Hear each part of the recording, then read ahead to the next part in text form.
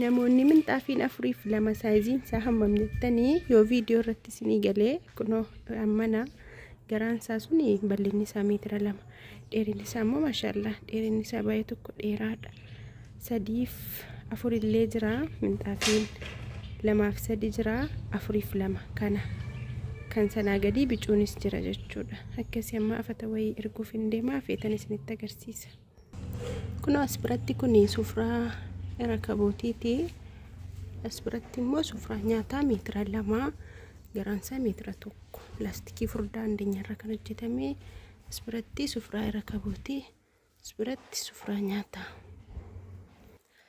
Assalamu alaikum warahmatullahi wabarakatuh kabajamtoota hordoftoota koo jirra jirtu nagaa keessanii fayyummaa alhamdulillah nagaa fayyaa kooti isinillee bakka jirtanitti rabbiin nagaa fayyaa isin haa taasisu.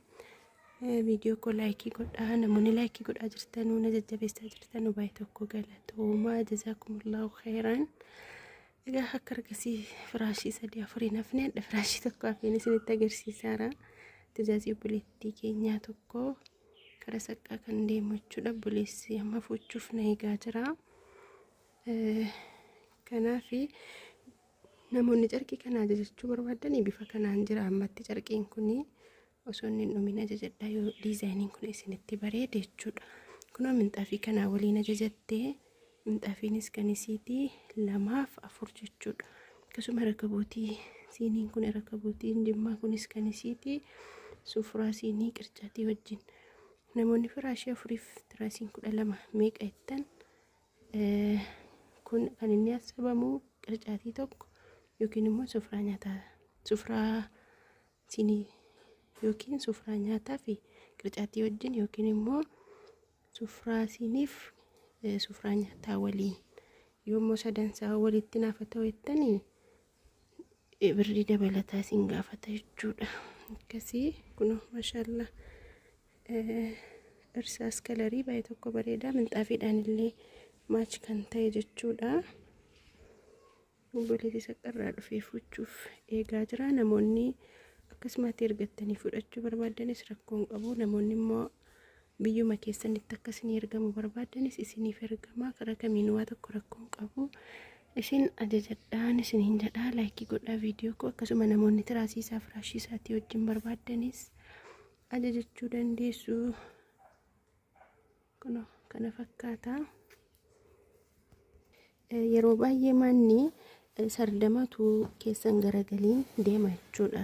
Firaashiin tiraasiinis ta'e firaashiin akka obarlookii rukutamee ka'ee hodhamee ka'een laamanni kun keessa garagalcheera kana kun immoo keessan garagalle kun keessan garagalfamne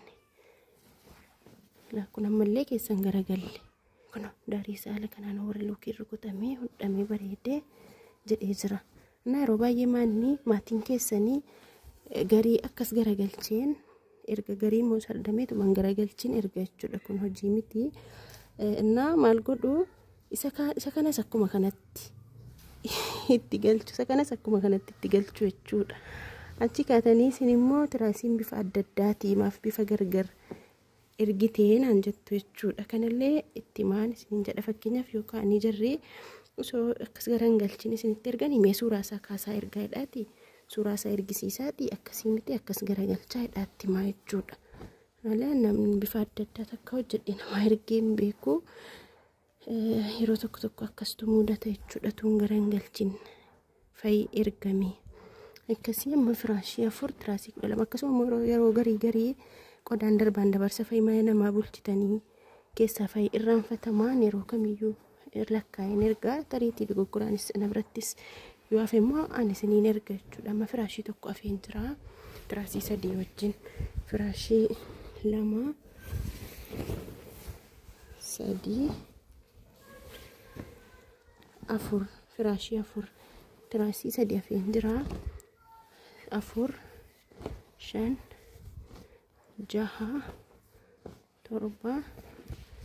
8 9 10 11 12 amma bakka kanatti dadacha sifistaalii keessa godha jechuudha. Sitti yoo feenan arga kanaafi akkas inshallah hanga viidiyoo biraatti walitti deebinutti nagaa rabbi keessa naaf tura laayikii godhaa viidiyoo ko namoonni haaraa taatan illee sabiskiraayibii godhaa